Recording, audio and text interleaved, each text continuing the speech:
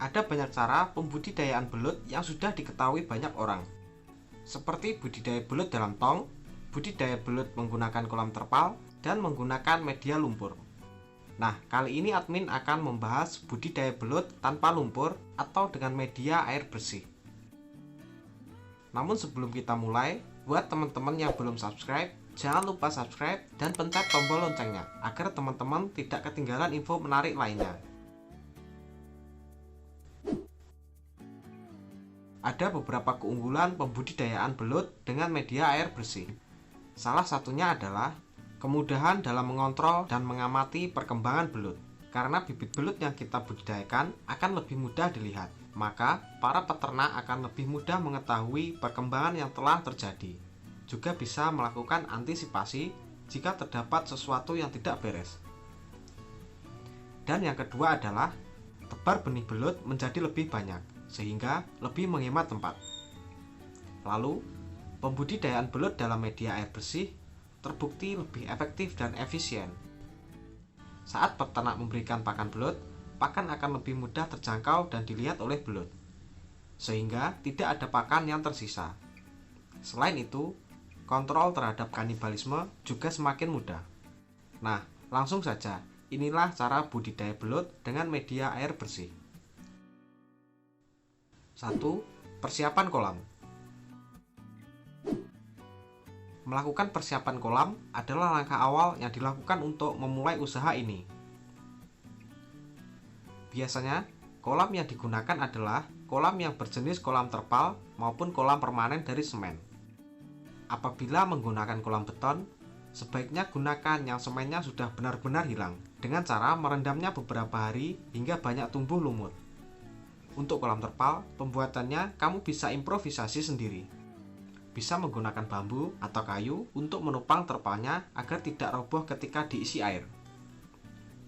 Pada bagian dasarnya, diberi genteng atau media lain untuk tempat bersembunyi belut. 2. Pengaturan air. Dalam budidaya belut tanpa lumpur, air adalah faktor utama yang sangat berpengaruh pada perkembangan belut. Jika air yang kita gunakan dalam budidaya belut tidak rutin dikontrol, maka akan sangat mempengaruhi pada perkembangan belut. Air yang baik digunakan untuk pembesaran sebaiknya menggunakan air sumur atau dari sumber mata air. Jangan menggunakan air dari PDAM, karena masih banyak mengandung bahan kimia seperti kaporit untuk pemurnian air. Suhu air hendaknya dijaga pada kisaran 25 hingga 28 derajat Celcius. Dan juga derajat keasaman atau pH air berkisar antara 6 sampai 7. Berikan sirkulasi air atau aerator agar air setiap saat bisa berganti dan meningkatkan kandungan oksigen. 3. Pemilihan bibit belut. Kualitas bibit nantinya akan menentukan hasil dari panen. Jadi, Anda harus mendapatkan bibit yang berkualitas dan unggul. Berikut beberapa ketentuan dalam pemilihan bibit. 1. Bibit sehat dan tidak ada bekas luka. 2. Pergerakan bibit yang lincah dan agresif. 3. Tidak lemas saat dipegang. 4. Ukuran bibit harus seragam. 4. Penebaran bibit belut. Budidaya belut dengan media air bersih memiliki kelebihan dibandingkan dengan media lumpur. Sebab, dalam penebaran benih bisa lebih banyak dibandingkan dengan media lumpur. Untuk menghindari tingginya angka kematian, maka harus memperhatikan hal-hal sebagai berikut. Bibit yang berasal dari tangkapan alam harus disortir dan dikarantina sebelum dilepas ke kolam. Hal ini untuk menghindari bibit penyakit yang terbawa dari sawah. Bibit yang ditebar sebaiknya dalam keadaan sehat, gesit, tidak sakit, dan memiliki ukuran panjang tubuh yang sama. Sewaktu memasukkan belut ke dalam media budidaya, sebaiknya dengan pelan-pelan. Sedikit demi sedikit, biarkan belut keluar sendiri menuju kolam. Sebaiknya penebaran bibit belut dilakukan pada sore hari dan pagi hari, karena di waktu tersebut pengaruh intensitas cahaya matahari masih atau sudah berkurang. 5. Pemberian pakan. Pakan dari belut terdiri dari dua jenis, yakni pakan alami dan pakan buatan. Pakan buatan ialah pelet atau fur yang biasa dijual di toko-toko peternakan. Sedangkan pakan alami yaitu pakan yang tersedia di alam.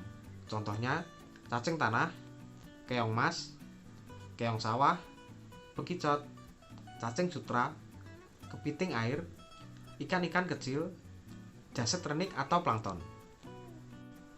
Pakan alami lebih disukai belut karena belut termasuk ikan karnivora.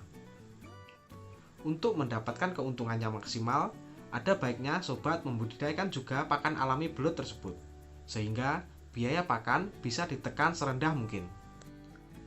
Pemberian pakan pada belut baiknya dilakukan pada malam hari, karena belut merupakan hewan nokturnal atau hewan yang aktif pada malam hari. 6. Perawatan dan pemeliharaan. Salah satu prioritas lain yang harus Anda jaga ketika melakukan budidaya belut di kolam tanpa lumpur adalah masalah kebersihan atau sanitasi. Tidak hanya lendir dari belut, sisa pakan belut juga bisa mengotori air kolam. Oleh karena itu, Anda harus lebih rajin dalam membersihkan kolam pemeliharaan tersebut. Pasang aerator dan ganti air kolam dalam intensitas 2 hingga 3 hari sekali. 7. Proses panen. Proses pemanenan adalah proses yang sangat ditunggu setelah serangkaian proses pemeliharaan belut. Pastinya, para petani belut sangat menantikan proses ini. Panen bisa dilakukan setelah usia belut mencapai 3 hingga 4 bulan. Untuk proses pemanenan bisa dilakukan sekaligus atau bertahap. Belut yang memiliki kualitas yang baik bisa seterusnya Anda jadikan untuk indukan, dan kemudian hari menghasilkan bibit-bibit baru yang berkualitas. Nah, demikianlah tips dan cara budidaya belut dengan media air bersih. Cukup mudah bukan? Jika kalian bisa telaten dan teratur mengawasi perkembangan bibit belut, maka tidak ada yang perlu dikhawatirkan. Semoga video ini bermanfaat serta dapat menginspirasi. Jangan lupa sukai dan bagikan pada teman-teman Anda. Salam peternakan.